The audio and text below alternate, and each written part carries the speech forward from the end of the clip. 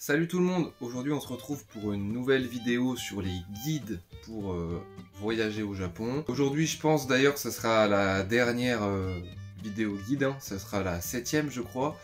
Et je pense qu'avec toutes les vidéos que j'ai faites, j'ai réussi ma mission qui était d'aider ceux qui voulaient aller là-bas, qui n'osaient pas se lancer, qui se posaient plein de questions, motivés. Je pense que je suis allé au bout du truc.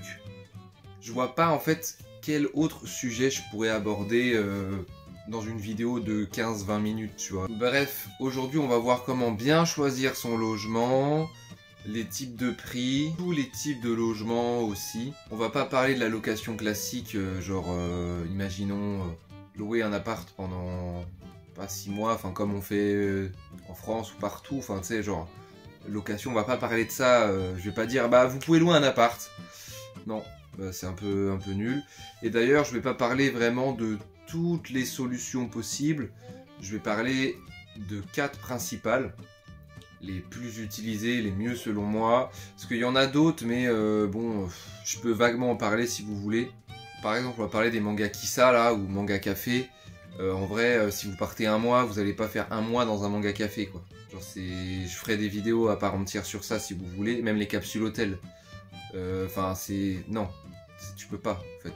Ou alors vraiment t'es bien motivé, mais si vous y allez tout seul ou je sais pas, premier voyage manga café, bon c'est pas vraiment une chambre, c'est pas un hôtel, c'est pas un appart, tu vois, c'est vraiment un petit box, il y a un PC, enfin non ouais, c'est bien pour je sais pas, tu vas dans Tokyo quelque part loin, tu es fatigué ou tu veux te reposer vite fait avant de retourner à ton vrai appart, tu vois. Bref, on va pas parler de ça, ça on s'en fout, tu vois. Il y a peut-être d'autres logements, d'autres trucs possibles, mais là c'est les meilleurs. D'ailleurs, je précise, cette vidéo c'est pour les novices, les personnes qui veulent justement découvrir les logements qu'il y a. Si vous connaissez déjà, vous allez déjà connaître, hein, si ça fait déjà plusieurs fois que vous allez là-bas, ou un moment que vous préparez le voyage, vous allez rien apprendre de plus. Et d'ailleurs aussi, merci, justement, c'est à vous que je m'adresse, là, ces personnes-là qui à chaque fois dans les commentaires commentent en fait et donnent des informations supplémentaires, me corrigent parfois si besoin ou m'aident à approfondir le truc. En vrai, c'est trop cool. Déjà, ça fait vivre un peu la chaîne, quoi. Il y a de l'interaction, c'est cool. J'essaie de répondre dès que j'en vois ou de liker le commentaire au moins. Et même, c'est un peu un travail presque coopératif. Je me dis, quelqu'un qui veut vraiment, par exemple là sur les logements, si vous commentez des trucs en plus, pas un type de logement que j'ai pas cité, ou un truc pour approfondir, pour aller plus loin, il y a une personne qui va regarder ma vidéo, elle a juste à descendre vite fait dans les commentaires, et elle va avoir des infos supplémentaires en plus, donc ça rend la vidéo encore plus complète, on va dire. Donc du coup, je vous ai dit qu'on allait parler de 4 logements particuliers en profondeur. Je vais vous les dire, ensuite les avantages, les inconvénients, et puis essayer de parler un petit peu des prix. Déjà pour les prix, c'est un peu compliqué de vous donner le meilleur logement, vous voyez ou pas? Ça dépend déjà de l'emplacement où vous voulez être, voilà, ça dépend du confort aussi que vous voulez, si vous vous en branlez, vite fait vous prenez le moins cher, ou si vous voulez quand même je sais pas, par exemple un hôtel milieu de gamme, où il y a quand même, je sais pas, une place de parking, si vous louez une voiture, j'en sais rien, un truc comme ça dépend en fait. Donc il n'y a pas de solution définitive, miracle, où ça c'est moins cher. Tout dépend quand même, tu vois. Donc en premier, on va bien sûr parler des hôtels, les hôtels classiques, hein, comme partout dans le monde. Des hôtels type à l'occidental, quoi, où il y a des lits, des trucs comme ça, voilà. Donc en avantage, vous pouvez facilement les réserver, en trouver plein sur, comme les comparateurs de vol, il y a des comparateurs de chambres d'hôtel, genre booking.com, c'est vraiment le moins cher, c'est le mieux. Ils ont des tarifs qui négocient, c'est vraiment les géants un petit peu de ce milieu-là.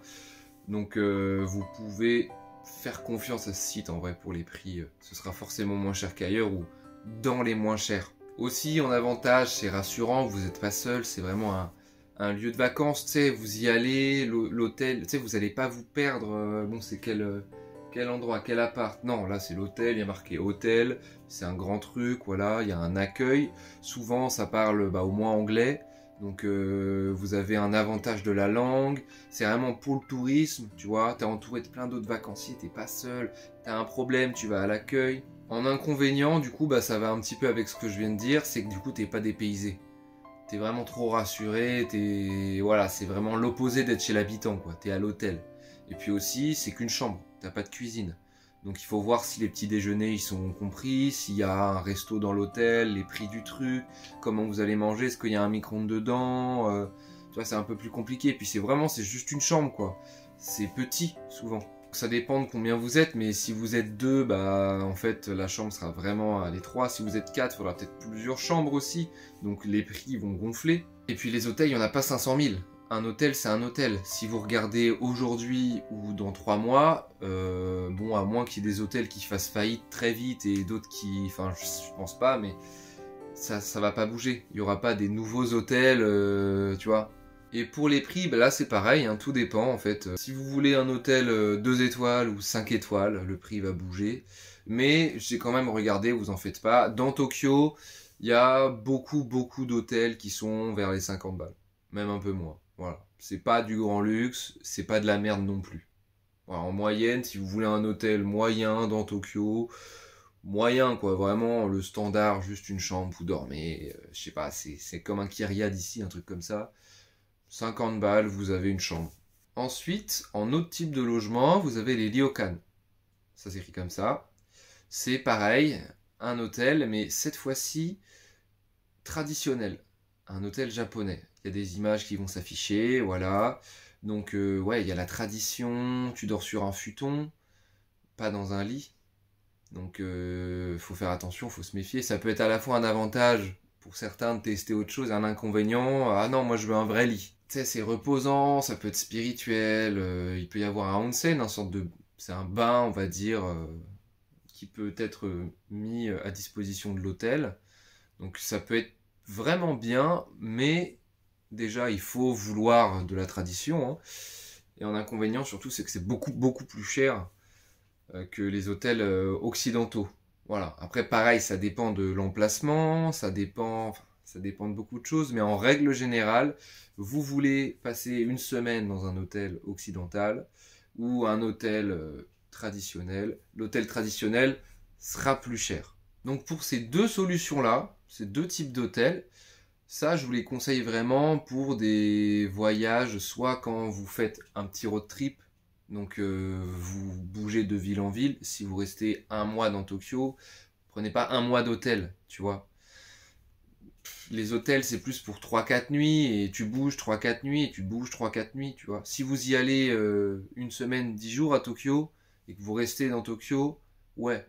Si vous restez un mois que dans Tokyo, par exemple, prenez pas un hôtel, ça va vous revenir à trop cher en vrai. Ça va vous revenir à trop cher. Justement, pour les gens qui veulent rester 1, 2, 3, 6 mois, 1 an, je vous conseille les guest house. En fait, c'est des sortes d'auberges de jeunesse. Là, par contre, ça parle vraiment à des gens qui viennent surtout seuls, hein. C'est pas cher, c'est ça le principal avantage. Pas cher. Genre, tu peux en avoir pour moins de 300 € par mois en vrai. Même 250 € tu peux avoir. C'est l'avantage principal, 300 balles par mois. Pour les étrangers qui ont un PVT, un visa vacances-travail, qui veulent venir 6 mois, 1 an, tu vois, ils travaillent qu'à mi-temps, et ben ils peuvent payer leur loyer facilement. Et en autre avantage, c'est que du coup, il y a beaucoup d'autres étrangers, beaucoup d'autres mondes, de nationalités différentes, hein. C'est comme un Erasmus un peu, tu vois, tu rencontres du beau monde, t'es pas seul en vrai. Tu peux avoir des infrastructures qui sont mises à disposition. Enfin, tu as peut-être une salle de sport dans ta guest house. Enfin, c'est un sorte d'hôtel. Mais l'inconvénient, c'est que c'est en gros une auberge de jeunesse, quoi. Tu partages ta chambre. Voilà, t'es pas tout seul. C'est vraiment une chambre, c'est pareil. T'as pas une cuisine, c'est pas un appart. Et oui, tu la partages ta chambre. T'as plusieurs lits dans ta chambre. C'est peut-être des lits en hauteur. Et voilà. C'est sur le modèle un peu de l'auberge de jeunesse. Après, si vous voulez partir 6 mois et que vous n'avez pas beaucoup de sous, ou alors que vous voulez pas mettre beaucoup d'argent, vous vous dites, de toute façon je sors tous les jours, je m'en fous. En vrai, c'est la solution. Il y en a plein qui commencent le Japon, qui vont 6 mois, et les 6 premiers mois, c'est guest house, hein. Donc voilà, et puis il faut faire attention parce que Il y en a plein qui ne proposent des prix qu'au mois, que des prix mensuels. Tu peux pas prendre une guest house pour une semaine. Il y en a vraiment, c'est mensuel. La dernière option que je vous présente aujourd'hui, vous connaissez sûrement, c'est Airbnb, voilà. Il y a des logements entiers et des logements, du coup, pas entiers. Hein. Vous logez en gros chez l'habitant, dans une chambre précise qu'il met à disposition. Donc là, l'avantage de Airbnb au logement complet, quand tu le prends tout en entier, déjà, c'est que vous avez tout le logement, donc salle de bain, cuisine, c'est grand, il y a peut-être, je sais pas, un bureau, ça dépend de la surface, mais vous avez vraiment un appart. Voilà, vous avez un appart. Vous avez votre chez vous. Ça, c'est bien, ça fait plaisir. Machine à laver peut-être, tu te sens vraiment chez toi, quoi. Aussi, du coup, tu es un peu plus dépaysé. Tu es vraiment dans un appart, quoi. Tu as l'impression d'être locataire, d'habiter le pays, tu vois. Tu rentres chez toi le soir. Tu as la clé d'appart ou la clé de maison si vous louez une maison. Mais du coup, tu vas dans ta rue, tu sais, tu as des voisins. Enfin, tu es vraiment... tu t'imprègnes de la vie, quoi. Si tu vas un mois, et pendant un mois, tu as ton petit logement, tu rentres chez toi tous les soirs, tu fais tes courses, tu vois. Ça fait plaisir, tu fais à manger. En vrai, c'est bien. En inconvénient, c'est que du coup, t'es seul. T'es vraiment solo. Il n'y a pas d'accueil, c'est pas un truc pour le tourisme. Et que du coup, l'emplacement, bon, il peut être un peu gaze. Genre, par exemple, moi, quand j'étais à Ino, bon, j'avais pris un Airbnb du coup, mais l'appartement que j'avais, ça se voit qu'il n'était pas du tout fait pour le tourisme. C'est vraiment un appart un peu miteux où l'isolation phonique était dégueulasse et j'avais des trains qui passaient vraiment à ma fenêtre. Hein. J'entendais les trains en permanence. Donc voilà, ça, un grand inconvénient quand même, c'est qu'en fonction de l'endroit où on peut avoir des mauvaises surprises. Hein. Airbnb, c'est cool parce qu'il y en a beaucoup, beaucoup, beaucoup. Il y en a beaucoup. Dans toutes les villes différentes, même dans le monde en général, il y en a énormément. Il y en a à tout prix, tout type de budget, tout type de grandeur. Vous pouvez avoir un jacuzzi dedans ou pas. Enfin, vous pouvez vraiment comparer. À chaque moment de l'année, ça peut changer. Un mec qui met son appart en plus sur le site, donc vous avez des choix supplémentaires. Mais bon, vous pouvez avoir des mauvaises surprises. Il faut vraiment regarder les avis du site. Vous vous dites aussi que les hôtels, il peut y en avoir des miteux et des nuls. Sauf que, je sais pas, les hôtels, il y a quand même un petit truc rassurant où l'hôtel, si tu prends un hôtel, je sais pas, à 3-4 étoiles, qu'il est bien noté, bon, vas-y, c'est un hôtel, quoi. T'y vas, c'est fait pour recevoir du monde. Le logement que tu vas louer sur Airbnb, bon, les avis sont pas toujours représentatifs en vrai. Hein. Pas toujours, parce qu'il y en a, ils veulent justement le moins cher, donc ils sont super satisfaits. Et en fait, toi, tu vois pas les choses comme eux. En fait, j'ai vraiment l'impression que quand on veut un hôtel, on veut tous la même chose, tu vois. On veut tous la même chose. Mais quand on veut un Airbnb, un logement précis, là, on veut pas tous la même chose. Il y en a qui veulent juste un petit pied-à-terre pour dormir, il y en a qui veulent un petit endroit pour quand même se reposer, un truc de vie, enfin, je sais pas, c'est vraiment très spécial. Donc les Airbnb, j'ai été pas mal de fois déçu dans ma vie, parce qu'en fait, il était super bien noté, il y avait des bons avis, mais bon, il y a des trucs qui gênaient pas les gens. Là, par exemple, le Airbnb que j'avais pris à Ino, je vous disais, avec le train sous la fenêtre, il est super bien noté, hein, super bien noté, genre 4,6, 4,7 sur 5, il est bien noté. Mais en fait, les gens, limite, ils cherchaient le bruit, tu sais, ça fait traditionnel, ça fait typique, quoi, le train qui passe à la fenêtre, mais c'est insupportable. Déjà, faire une vidéo, tu fais pause toutes les 5 minutes, et des fois, je vous dis, il y avait en 2 minutes, 3-4 trains qui passaient, ça faisait trembler l'appart. Bon, quand tu es toute la journée dehors, et que tu rentres que la nuit, limite, c'est bon, et encore la nuit, enfin, jusqu'à 2 heures, des fois, les trains, ils passaient, hein, et ça recommençait super tôt, à 5 heures.